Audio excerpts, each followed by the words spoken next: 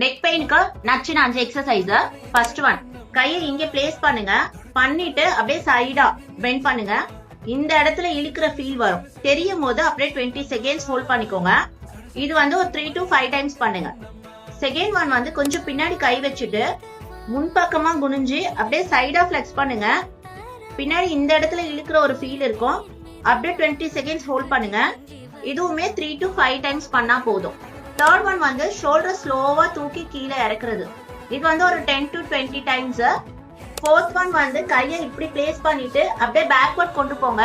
ஷோல்டரோட back சைட்ல உங்களுக்கு strain தெரியும். அப்படியே ஹோல்ட் பண்ணுங்க ஒரு 10 செகண்ட்ஸ். இதையுமே வந்து ஒரு 10 to 20 டைம்ஸ் பண்ணலாம்.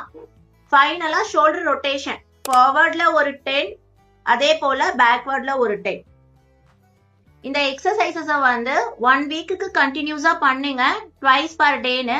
பெயின்ல எந்த ஒரு சேஞ்சஸும் தெரியல, பெயினும் கம்மியான ஃபீல் இல்லைன்னா பிசியோயாச்சும் ஆர்த்தோபெடிஷனையாச்சும் கன்சல்ட் பண்ணுங்க. தேங்க்யூ.